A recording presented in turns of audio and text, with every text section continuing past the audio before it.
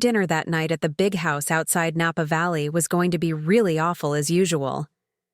I sat in my normal spot by the fireplace, watching quietly while my cousins tried to see who could brag the most. "I just bought a ranch."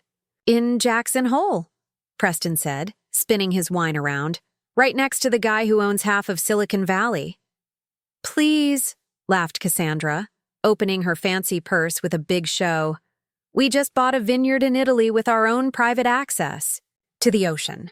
You can't even put a price on that kind of view." I hid my smile behind my glass of iced tea. If only they knew the truth. "Nora." Aunt Evelyn's voice cut sharply across the table.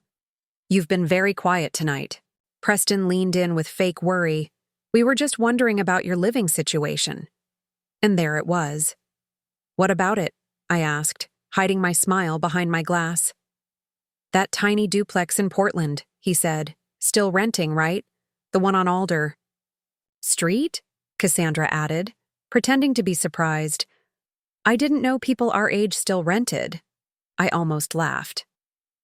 The Alder Street building was my company's first big purchase under West Pine Holdings. To them, I was just a poor renter. In reality, I owned the whole place. "I like the space," I said calmly. "You're 35, sweetie," Evelyn added with a mean smile. "It's time to grow up and buy something real." Real? Try a $1.8 billion collection of apartment buildings, office towers, and yes, Ashcroft Plaza, the very building they met in every month. 6 months ago, I bought it secretly through a private company they'd never connect back to me. "I've managed just fine," I replied. Preston smirked. "You can't even afford to buy a house." I leaned back and let them talk, because soon the lease renewal would come across their desks, and guess whose name would be on the letterhead? Dad finally looked up from his wine glass. Now, Preston, not everyone's blessed with your smart business sense." Nora chose her path. Aunt Evelyn sighed as if I'd let them down by not marrying a rich guy or becoming a lifestyle blogger.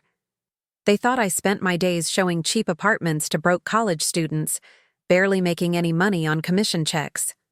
What they didn't know was that Nora Hale, the family failure, was also West Pine Holdings, the mystery company quietly buying up buildings throughout the Pacific Northwest for the last 10 years.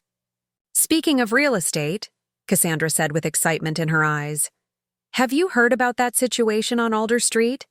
Some company bought the entire block. They're going to knock it all down." She added with fake sadness, "Guess that little apartment of yours will finally go." I kept my face blank. I was the buyer, and I had no plans to tear anything down. The Alder Street building was a hidden treasure. Brick walls, old-style details, and rent protection for families who'd lived there for decades. I was doing a careful renovation that respected its history. "Really?" I asked. Hadn't heard. "Well, of course not," Preston smirked.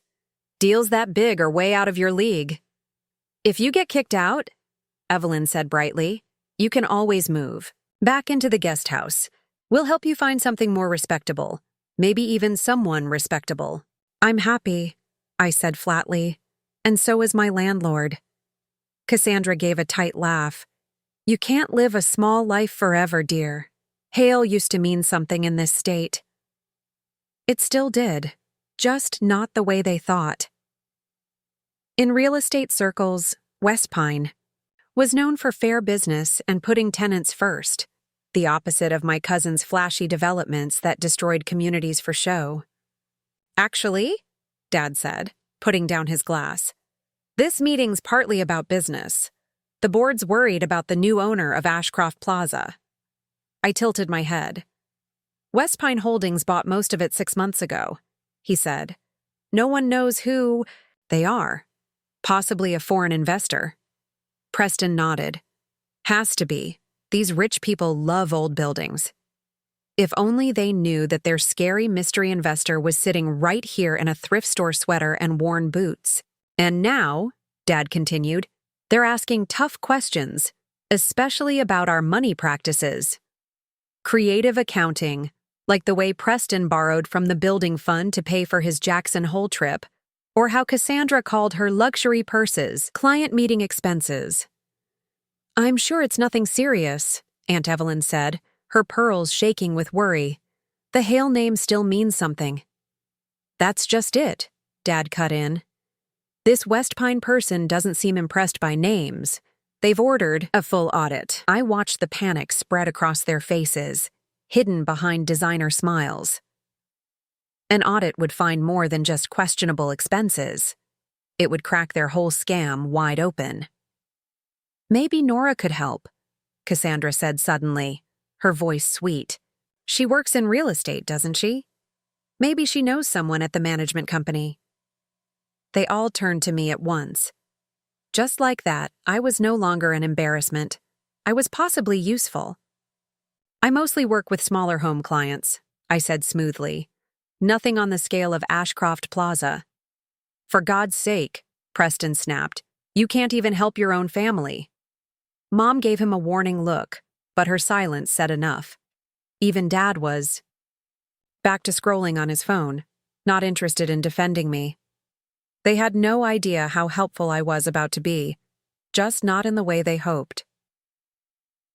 Tomorrow morning, West Pine Holdings would release a public statement. Right away, Ashcroft Plaza would undergo major changes. No more secret budgets. No more giving contracts to family. No more treating the building like it was a family credit card. I looked around the penthouse. Artwork bought with maintenance. Money. Couches that cost 3 times their listed price. Fixtures installed by Cassandra's husband's company with huge bills. "Anyway," I said, standing up and brushing off my jeans, "some of us have early mornings." Cassandra smirked. "Off to show. More rent-controlled studios?" I put my worn leather bag over my shoulder. Inside were board briefings, legal papers, and renovation plans worth more than anything in this room.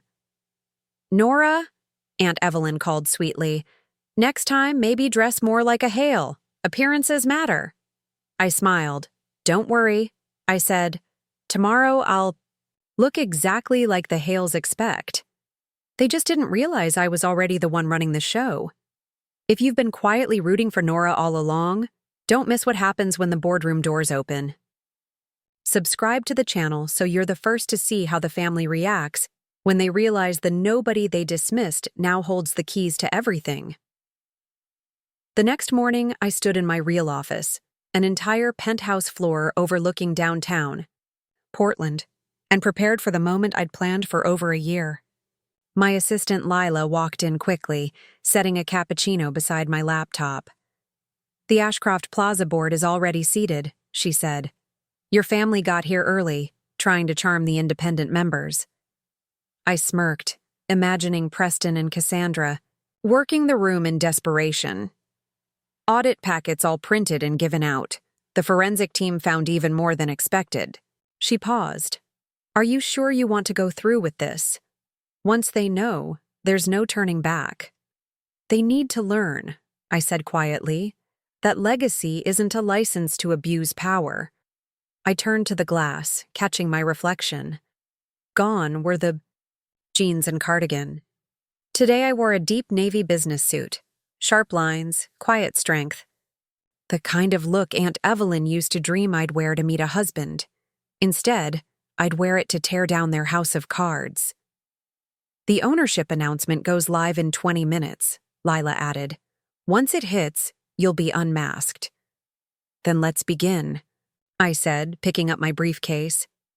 The Ashcroft Plaza boardroom went quiet as I entered. My family was clustered at the far end, nervous, underdressed, and clearly rattled. "Who are you?" Preston barked. "This is a private meeting." I calmly placed my briefcase at the head of the table. "I'm Nora Hale," I said, "founder and sole owner of West Pine Holdings, the company that owns this building and several others your family used illegally." Evelyn turned ghost white. Cassandra's lips opened, but no sound came. My father's hands tightened on his pen. "Nora," he breathed. I nodded. "Good morning." I opened the briefcase and began sliding audit reports across the— Shall we review your financials? This is insane, Preston stammered. You're just— What? I asked. The black sheep? The renter? The woman in secondhand clothes? Cassandra blinked. But you show apartments. I work, I said simply, and I built something real with honesty, not lies. The board watched, stunned, as the proud hail. Family began to fall apart one page at a time. These folders, I said, contain detailed proof of every misused fund, inflated bill, and fake receipt. I began giving out the final set of documents. Preston, would you care to explain the $2 million in roof repairs that paid for your Jackson Hole property? He turned so red I thought he might faint. Or Cassandra, I continued, flipping the next page. Maybe you'd like to walk us through your husband's bills, charging 3 times the normal rate for basic plumbing? You'd air out your own family's dirty laundry like this? Aunt Evelyn gasped. No, I said evenly. You aired it out. I'm just making sure it gets cleaned. Dad finally spoke, voice low and begging. Nora, sweetheart, we can explain. Don't, I said, raising a hand. I've watched this family treat our great-grandfather's legacy like a personal ATM while you mocked my so-called humble life. I was building something better, on values, not vanity. But why? Cassandra asked, dazed. Why pretend to be struggling? I didn't pretend anything, I replied. I lived simply. I invested wisely. You assumed wealth had to be loud. The Alder Street building? Preston said, stunned. You really live there? I own it, I corrected, and most of the block. And no, I'm not tearing it down because some of us care about people, not just money. Suddenly, phones around the table buzzed. One board member looked up, reading from his screen. West Pine Holdings reveals CEO's identity. Nora Hale, estranged member of the Hale family, confirmed as owner of $2 billion real estate portfolio. Cassandra fumbled with her phone. Ranked among top ethical developers, she muttered. Historic preservation, tenant protections. This will ruin us, Cassandra whispered, pale. No, I said firmly. This will save you from yourselves. Starting today, Ashcroft Plaza will operate honestly. No more shell games. No more sweetheart contracts. And if we don't comply? Preston tried to sound bold, but his voice shook. I smiled. Then I'll pass these reports to the authorities. I'm sure the IRS would find them interesting. Silence grew thick. What do you want? Dad finally asked.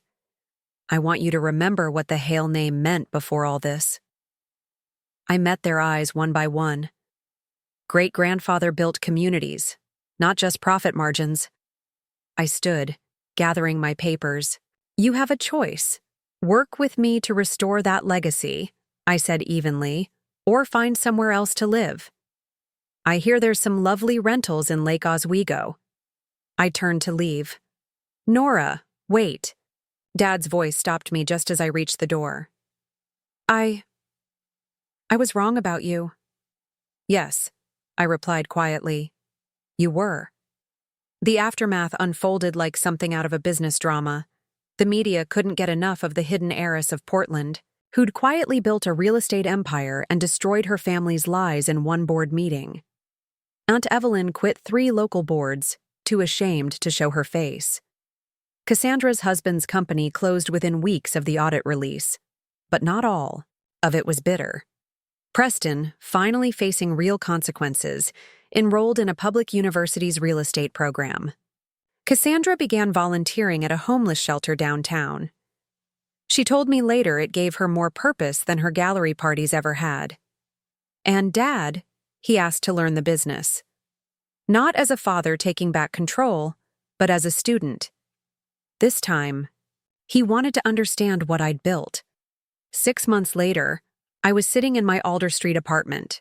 Yes, I kept it, reviewing new quarterly reports. Ashcroft Plaza was doing great. Leases were stable, tenant happiness was up, and small stores on the ground floor were making good profits. A knock broke my focus. I opened the door to find my mother. She wore jeans and no makeup. It took me a moment to process the casualness. "I got your invitation," she said, holding it up. "A courtyard holiday party." I nodded. "It's not quite your scene." "No," she admitted, looking around my modest space, "but I'm learning that maybe scene isn't everything." She picked up a photo, me at 23, beaming at my real estate license ceremony. "I never asked," she said. "Why this path?" "Because I wanted to build something real," I replied, "not just buy it and show it off." "And now," she murmured, "you control more than all of us."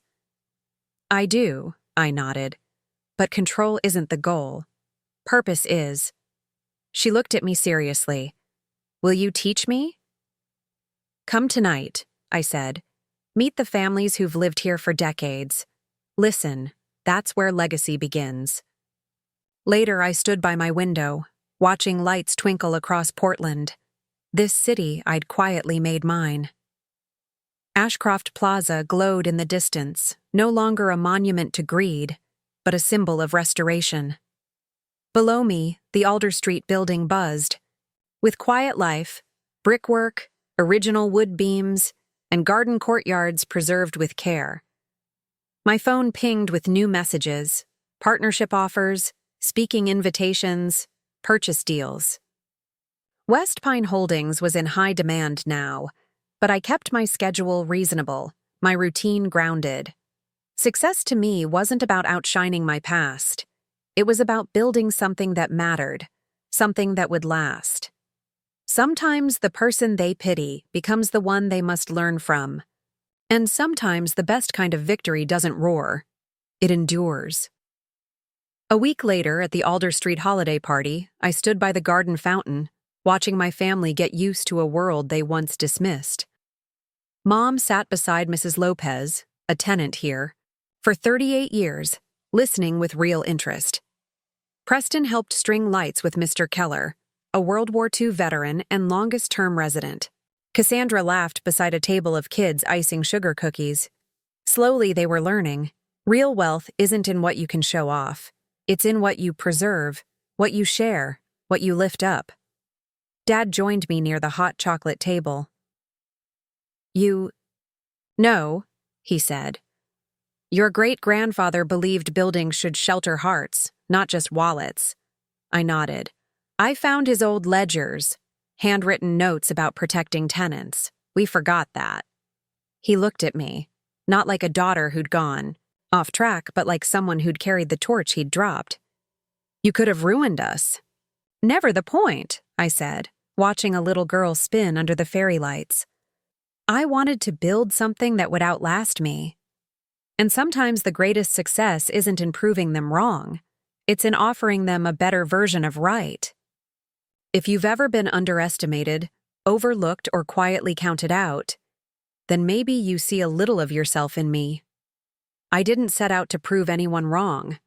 I just wanted to build something real, something that couldn't be taken away because it was rooted in values, not vanity. If my story moved you, I'd love to hear your thoughts. Drop a comment below. What would you have done in my shoes? What have you built in silence while others doubted you? Let's talk about it. Let's give each other credit for the quiet work, the long nights, the tough choices. And if you're facing a moment like I once did, when the world expects nothing from you, don't shout louder, just build stronger. You don't need approval to begin. You need purpose and consistency. The rest will come. Support this journey by subscribing to the channel. There are more stories ahead about strength, redemption, and redefining success on your own terms. Because legacy isn't what you inherit, it's what you create. And sometimes the best revenge is not revenge at all. It's becoming exactly who they said you couldn't be. So subscribe, stay with me, and let's build something that lasts.